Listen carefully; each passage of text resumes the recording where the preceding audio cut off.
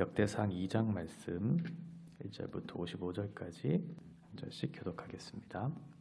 이스라엘의 아들은 이러하니 르우벤과 시므온과 레위와 유다와 이사갈과 스불론과 단과 요셉과 베냐민과 납달리와 갓과 아셀이더라. 유다의 아들은 에르와 오난과 셀란이 이 세 사람은 가나안 사람 수아의 딸이 유다에게 낳아준 자요. 유다의 맏아들 에르는 여호와 보시기에 악하였으므로 여호와께서 죽이셨고 유다의 며느리 다말이 유다에게 베레스와 세라를 낳아주었으니 유다의 아들이 모두 5이더라. 베레스의 아들은 헤스론과 하물이요 세라의 아들은 시므리와 에단과 헤만과 갈골과 다라니 모두 5사람이요 갈미의 아들은 아가리니 그는 진멸시킬 물건을 범하여 이스라엘을 괴롭힌 자이며 에단의 아들은 아사랴더라. 헤스론이 낳은 아들은 여라무엘과 람과 글루베라. 람은 암미나답을 낳고 암미나답은 나손을 낳았으니 나손은 유다 자손의 방백이며 나손은 살마를 낳고 살마는 보아스를 낳고 보아스는 오벳을 낳고 오벳은 이세를 낳고 이세는 맏아들 엘리압과 둘째로 아비나답과 셋째로 시므아와 넷째로 느다넬과 다섯째로 낫대와 여섯째로 오셈과 일곱째로 다윗을 낳았으며 그들의 자매는 스루야와 아비가일이라. 스루야의 아들은 아비새와 요압과 아사헬 삼형제요 아비가일은 아마사를 낳았으니 아마사의 아버지는 이스마엘 사람 예델이었더라. 헤스론의 아들 갈렙이 그의 아내 아수바와 여리옷에게서 아들을 낳았으니 그가 낳은 아들들은 예셀과 소밥과 아르돈이며 아수바가 죽은 후에 갈렙이 또 에브랏에게 장가들었더니 에브랏이 그에게 훌을 낳아주었고 훌은 우리를 낳고 우리는 부살을 낳았더라. 그 후에 헤스론이 60세에 길르앗의 아버지 마길의 딸에게 장가들어 동침하였더니 그가 수굽을 헤스론에게 낳아주었으며 수굽은 야엘을 낳았고 야엘은 길르앗 땅에서 23성읍을 가졌더니 그슬과 아람이 야엘의 성읍들과 그낫과 그에 딸린 성읍들 모두 60을 그들에게서 빼앗았으며 이들은 다 길르앗의 아버지 마길의 자손이었더라. 헤스론이 갈렙 에브라다에서 죽은 후에 그의 아내 아비아가 그로 말미암아 아수를 낳았으니 아수는 드고아의 아버지더라. 헤스론의 맏아들 여라무엘의 아들은 맏아들 람과 그 다음 푸나와 오렌과 오셈과 아이야이며 여라무엘이 다른 아내가 있었으니 이름은 아다랴라. 그는 오남의 어머니더라.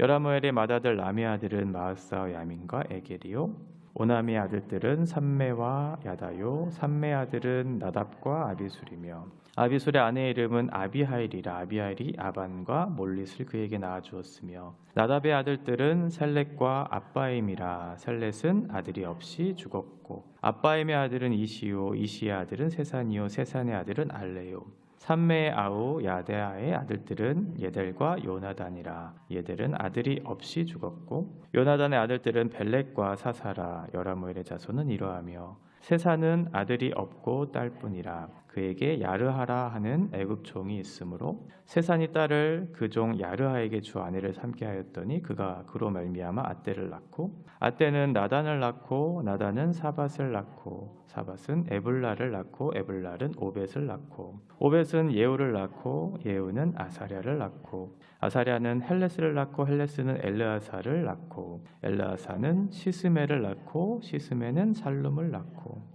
살룸은 여가미아를 낳고 여가미아는 엘리사마를 낳았더라. 여라무엘의 아우 갈렙의 아들 곧 맏아들은 메사이니 십의 아버지요 그 아들은 마레사니 헤브론의 아버지이며 헤브론의 아들들은 고라와 다부아와 레겜과 세마라. 세마는 라함을 낳았으니 라함은 요르그암의 아버지이며 레겜은 삼메를 낳았고 삼메 아들은 마운이라. 마운은 벳술의 아버지이며 갈렙의 소실 에바는 하란과 모사와 가세스를 낳고 하란은 가세스를 낳았으며 야데 아들은 레겜과 요단과 게산과 벨렛과 에바와 사압이며 갈렙의 소실 마아가는 세벨과 디르하나를 낳았고 또 맘만나의 아버지 사압을 낳았고 또 막베나와 기브아의 아버지 스와를 낳았으며 갈렙의 딸은 악사더라.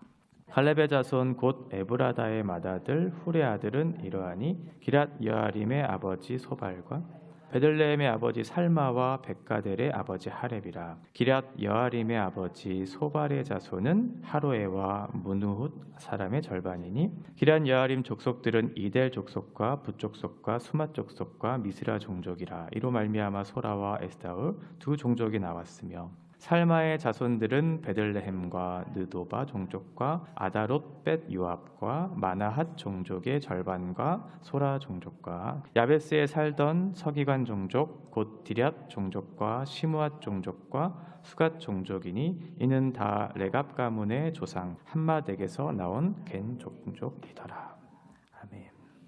역대기는 바벨론 포로 그 후에 나타난 그 시기에 이스라엘 공동체에게 주셨던 말씀이죠. 여러 가지 그런 혼란 속에서 자기의 정체성과 자기의 사명을 잘 인지하지 못하고 있었던 그들을 다시 한번 세우시고 그들을 회복시켜 주시기 위해서 주신 말씀이 바로 역대기인데, 이 이야기를 족보로부터 시작되고 있다는 것 우리가 확인하고 있습니다. 그러니까 자신이 어디로부터 시작돼서 어떻게 연결되고 있는가, 하나님의 계획 안에 그것이 지금도 연결되고 있는가, 그것을 확인하려고 하는 거죠. 그래야 지금의 현실을 우리가 포기하지 않고 신실하게 살아갈 수 있을 테니까. 자기의 출발점을 확인하는 것보다 더 중요한 일이 없었기 때문에 이스라엘 포로 후에 자기의 정체성에 혼란을 가져온 그들에게 너희는 누구이며 너희는 어떻게 삶을 살아가야 하는가라는 것을 확인시켜줍니다. 오늘은 이스라엘이라는 이름, 그리고 그 중에 유다 지파라고 하는 그 이름, 그리고 다윗, 이 계보를 통해서 그리스도의 계보를 잇는 그것이 어떠한 것인지를 잘 설명해주고 네가 어떠한 부르심과 어떠한 과정 속에서 지금까지 왔는지를 확인시켜주는 그런 내용입니다. 바벨론 포로로 끌려갔었던 때가 주전 586년이죠. 그런데 그 바벨론이 바사의 고레스에 의해서 멸망당하던 때가 주전 539년이니까 지금 예루살렘으로 돌아온 이 백성들이 끌려갔던 포로 생활이 47년이라고 하는 짧지 않은 시간 동안 지금 포로 생활을 했던 거죠.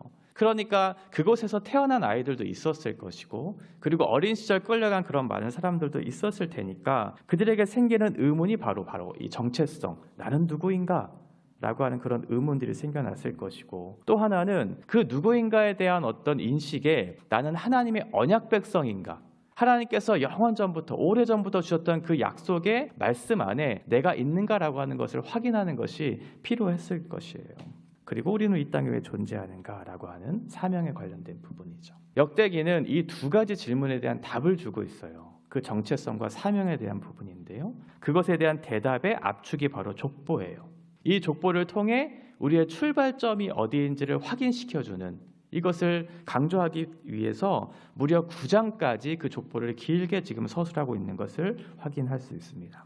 우리가 어제 보았던 것처럼 1장에서는 아담에서부터의 그 족보가 시작이 되었고, 오늘 2장에 와서는 이스라엘이라고 하는 이름을 통해서 이제 그 족보가 이어지고 있고 그 아들들까지 그 족보가 계속해서 이어지고 있다는 것을 우리가 확인할 수 있습니다. 이스라엘이라고 하는 이름은 형 에서를 찾아가는 그런 과정 속에서 얻게 된 이름이죠. 천사와 씨름하면서 그 천사를 이길 때 주셨던 그런 이름이잖아요. 하나님께서 어떤 능력이 없어서 야곱에게 지신 것이 아니고 야곱을 이기는 자로 만들어 주시기 위해서 져준 거죠. 그런 하나님과의 깊은 관계를 맺게 하시고 그로 인해서 하나님께 승리를 주시는 그런 백성, 그 이름의 뜻이 바로 이스라엘이라고 하는 그런 의미인데, 이제 이스라엘이라고 하는 그런 의미와 함께 그 아들들의 그 족보가 계속해서 이어져 오고 있는 것을 우리가 확인할 수 있어요. 그것이 바로 9장까지의 족보의 내용이에요. 그러니까 이스라엘과 이스라엘의 아들들, 그 후손들에 관련된 내용이 지금 이어지는데 9장까지 그것이 길게 서술되고 있다는 거죠. 그 중에 가장 먼저 언급된 것이 바로 유다예요. 유다. 왜냐하면 이스라엘을 대표하는 지파가 바로 유다 지파였기 때문에 그렇죠. 그러면 이 유다 지파를 대표하는 유다는 이 하나님의 언약의 말씀을 중요하게 생각하면서 그 약속을 실현시킬 하나의 계보로서 자신의 위치를 확인하고 주신 정체성과 사명을 가지고 그 길을 걸어갔어야 하는 그런 사람임에도 불구하고, 유다는 그 하나님의 언약 백성이 된 것, 그리고 하나님의 질서를 따라가는 것이 그렇게 중요한 가치로 여겨지지 않았어요. 그래서 이방 여인 가나안 사람 수아의 딸과 결혼을 하죠. 언약 백성인데도 불구하고 이방 여인과 이방의 풍습과 이방의 종교를 따르는 그 여인과 결혼을 하는 그런 불성실한 모습을 보이게 돼요. 뿐만 아니라 자기의 며느리 다말과 육체적인 관계를 맺죠. 자기의 욕망을 추구하기 위한 하나님의 언약의 신실한 모습 대신 그저 자기의 욕망을 추구하기 위한 목적으로 며느리 다말과 관계를 맺기도 해요. 이게 이스라엘과 유다의 모습이었고 그 후손들도 마찬가지로 7절에 보면 갈미의 아들 아갈이 나오죠. 여기서 아갈은 우리가 잘 알고 있는 여호수아에 나오는 아간을 얘기하거든요.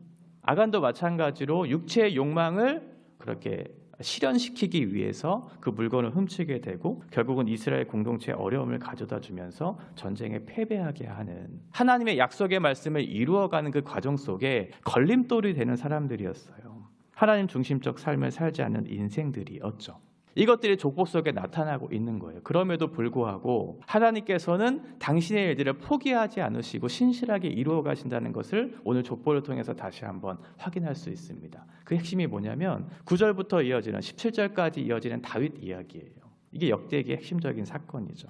유다와 자손들의 불신앙에도 불구하고 그 다윗까지 온 계보, 그 과정들을 소개하고 있는 거죠. 9절에 보면 헤스론이 낳은 세 아들이 언급돼요. 첫째 여라무엘. 그런데 그 족보의 계보를 여라무엘을 통해서 얘기하지 않고 람이라고 하는 사람을 먼저 소개해요. 왜냐하면 람이 중요하기 때문이죠. 람 자체가 중요하기 때문이 아니고 람을 통해서 다윗이 이제 나오기 때문에 그래요. 다윗은 람이라고 하는 사람의 7세 손으로 이제 오거든요. 7이라고 하는 숫자를 지금 강조하고 있는 거예요. 사무엘상 보면 다윗이 8번째 이새의 아들 다윗이 8번째 아들로 그렇게 언급되고 있거든요. 그런데 오늘 본문 보면 좀 이상하죠. 다윗이 8번째라고 언급되어지지 않고 7째로 소개하고 있어요. 이건 의도적으로 7이라고 하는 숫자를 맞춘 거죠. 다윗은 람의 7세 손으로 온 그런 사람이고 7째라고 하는 그런 이름을 지금 얘기하고 있어요. 학자들에 따라서 의견이 좀 분분하기는 한데 이 다윗의 형 중에 한 명이 죽었을 것이다. 이렇게 추측하는 사람도 있고요. 이 역대기 기자가 7이라고 하는 숫자를 의도적으로 지금 주고 있다. 왜냐하면 7은 완전수잖아요. 그러니까 이 완성을 의미하는 이 숫자를 다윗에게 적용함으로써 이스라엘의 역사를 완성시킬 한 인물로 다윗을 지금 소개하고 있다는 거예요. 아브라함을 통해서 주셨던 언약의 말씀, 하늘의 별과 같이 바다의 모래같이 너에게 큰 민족을 이루게 하실 것이라고 하는 아브라함의 언약을 이루시는 그 언약의 계승자로서의 역할을 해야 되는 사람이 바로 다윗이다. 그리고 다윗을 통해서 오실 그 혈통 예수 그리스도께서 그 언약을 완성시키실 것이다 라고 하는 그 약속의 성취에 대한 말씀, 그 약속의 완성에 대한 말씀을 지금 하려고 우리에게 설명하기 위해서 7이라고 하는 숫자를 지금 썼다 갖고 지금 의도적으로 그렇게 설명하시는 분들도 계세요. 그래서 마태복음에 보면 예수님의 족보가 나오거든요. 마태복음도 이제 1장부터 계속해서 족보가 나오는데 1장 1절에 보면 이런 말씀이 있어요. 아브라함과 다윗의 자손 예수 그리스도의 계보라. 그러니까 아브라함과 다윗을 지금 연결시키고 있죠. 그리고 그 언약의 계승자, 그 언약의 완성자, 그 성취자가 바로 예수 그리스도로 오실 것이다 라는 것을 설명해 주고 있어요. 이 족보를 통해서 우리가 한 가지 확인해 볼 수 있는 것은 이스라엘 백성들, 이스라엘 자손들은 하나님의 언약에 대한 신실함이 나타나지 않았어요. 그 언약이라고 하는 것에 대한 중요성을 생각하지 못했고 그저 자기의 육체의 욕망을 따라서 그 약속을 신실하게 이루어가지 못했음에도 불구하고 다윗이라고 하는 그 사람을 통해서 그 약속의 성취를 이루어가시는 하나님의 신실하심을 잘 설명해주고 있다는 거죠. 인생들은 실패할 수 있죠. 그러나 지금까지 그 약속이 이어져 올 수 있었던 것은 인생의 어떠함이 아니다. 하나님의 약속의 신실하심, 그 언약이 성취되는 것을 우리 가운데 그 과정들을 보여주심으로 인해서 그 약속을 신실하게 이루어 가시는 하나님으로 인해서 오늘의 현실을 너희도 잘 살아갈 수 있다고 우리에게 약속해주고 있는 거죠. 지금 이 사람들은 바벨론 포로의 현실을 경험했던 사람들이에요. 그러면 얼마나 막막하고 혼란스러웠겠어요. 세상도 우리에게 그렇게 얘기하죠. 세상이 우리를 포로로 삼고 인생의 무거운 짐들을 계속해서 안겨다 줘요. 너는 이곳에 종노릇하며 사는 그런 인생이라고 얘기할 때 우리는 어떻게 이 일들을 헤쳐나가며 소망을 붙잡고 살아갈 수 있을까? 하나님의 말씀을 통해서 우리의 정체성을 확인하는 거죠. 우리의 정체성과 사명이 어디에 있는지를 확인할 때 지금의 무거운 현실, 지금에게 나에게 닥쳐오는 환난, 그 시험 속에서도 내가 무엇을 붙잡고 살아가야 하는 존재이며 이것을 깨쳐 이겨나갈 수 있는 힘의 근거가 어디로부터 오는지를 확인하면서 이 인생을 살아갈 수 있는 거죠. 하나님의 신실하심 때문에 그래요. 우리의 실패와 우리의 연약과 한계에도 불구하고 하나님의 신실하신 그 약속의 성취가 반드시 이루어질 것이다. 이 족보를 통해서 다시 한번 우리에게 확인시켜주는 거죠. 또 하나는 하나님 나라, 이것은 우리의 선행이나 우리의 됨됨이로 이루어지는 것이 아니다라는 것을 이 족보를 통해서 확인할 수 있어요. 하나님의 선택과 은혜에 따라서 하나님의 나라는 세워지는 곳이다. 하나님의 주권적인 선택이죠. 그리고 하나님의 주권적인 은혜의 결과로 이 나라가 세워진다는 것을 확인할 수 있어요. 당시의 맏아들의 중요성이 통상적으로 이루어지고 있는 그런 상황 속에서 오늘 본문은 그 계보가 맏아들을 통해서 이루어지지 않고 있다는 것을 확인시켜주죠. 그러니까 통상적인 어떤 질서를 역행하는, 영적인 질서가 지배하는 하나님 나라에 대한 설명을 확인시켜줘요. 장자 에서 대신 누구를 선택하시냐면 발꿈치를 잡는 자, 사기꾼 야곱을 선택하시죠. 그리고 유다도 마찬가지예요. 12아들들 중에 유다는 넷째 아들이었거든요. 그러면 장자 르우벤을 선택할 수도 있었고, 당시의 시대적 상황에 근거해서, 또는 이스라엘을 위기 속에서 구원한 영웅 요셉을 선택할 수도 있었죠. 그러나 하나님께서는 넷째 유다를 선택하세요. 그리고 이어져 오는 계보인 다윗도 마찬가지예요. 다윗은 막내였어요.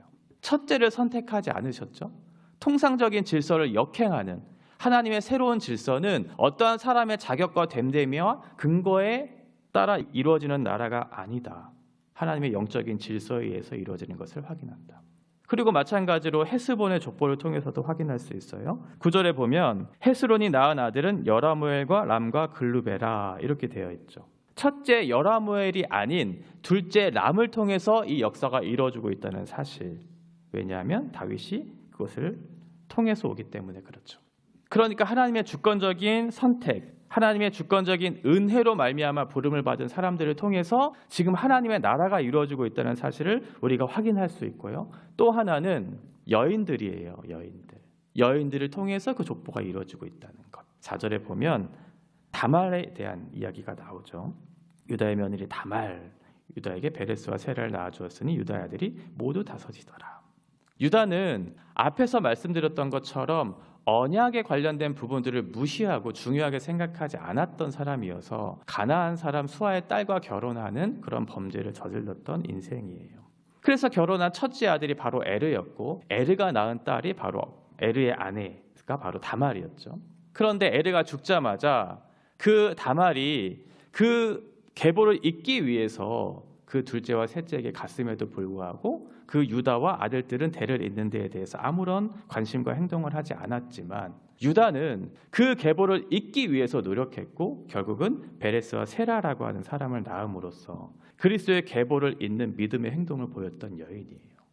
첫 번째는 하나님의 주권적인 선택과 은혜에 의해서, 두 번째는 이 다말과 같은 믿음의 행동을 통해서 이 계보가 이루어지고 있다는 사실을 확인할 수 있죠. 11절에도 마찬가지로 살마라고 하는 사람이 나와요. 이 살마는 예수님의 족보에 나오는 살몬이라고 하는 사람이거든요. 그러니까 라합의 남편이에요. 기생 라합.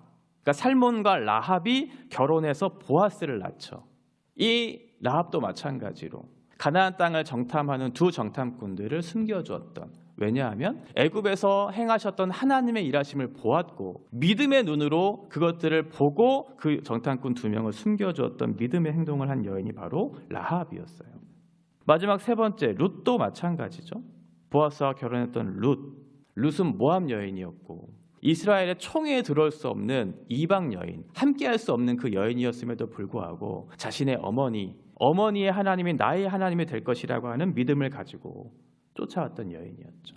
이 믿음을 가지고 있었던 공통적인 사람들을 통해서 예수 그리스도의 계보가 이어지고 있다는 것을 우리가 확인할 수 있어요. 하나님의 주권적인 선택, 하나님의 주권적인 은혜, 그것을 받은 사람들과 믿음을 가지고 행동한 그 사람들을 통해서 지금 이 계보가 이어지고 있다는 것을 우리가 확인할 수 있죠. 하나님의 뜻과 계획과 약속이 어떻게 흘러가고 있는가, 오늘 본문을 통해서 확인할 수 있는 두 가지는, 첫 번째는 하나님의 신실하심이었어요. 우리의 어떠함이 아니에요. 우리의 어떠함이 아닌 하나님의 신실하신 그 약속을 이루어 가시는 그 약속의 신실하심의 근거에서 그것이 오늘까지 이어져 오고 있고, 그 약속의 성취가 우리들에게도 적용되고 있고, 그 약속의 성취를 바라보면서 오늘의 현실을 살아내고 또 다른 사람들을 세워가는 그 과정 속에 우리가 있다는 것을 확인시켜줘요. 두 번째는 하나님의 주권적인 선택과 은혜로 부르심을 받은 믿음의 사람들을 통해서 이 나라가 이루어지고 있다는 것을 우리가 확인할 수 있죠. 이 두 가지에 대한 대답을 통해서 우리가 이 부르심 안에 있다는 사실을 확인하고, 이 부르심의 결과 계속해서 약속의 신실하신 하나님께서 우리를 통해서 이 믿음의 세대를 이루어가고 계시다는 것을 우리가 확인할 수 있습니다. 이 족보, 우리의 출발이 어디인가를 확인하는 것은 그만큼 중요하고, 그것을 통해서 과거, 현재, 미래에 대한 사건들을 이해하고 오늘의 현실을 적용하면서 우리에게 부르심 또 사명을 따라 살 수 있는 근거들을 우리가 확인할 수 있습니다. 이 역대기를 통해서 하나님께서 나 자신을 어떻게 부르셨는지, 그리고 나는 이 땅에서 어떠한 인생들을 살아내야 하는지, 그리고 그렇게 살아낼 수 있는 근거가 어디에 있는지를 확인하면서 이 본문의 말씀을 우리가 읽어갔을 때 우리에게 주신 은혜들이 있을 것이라고 믿습니다. 하나님의 신실하심을 붙잡고 하나님 앞에 믿음으로 사는 저와 여러분 되시기를 바랍니다.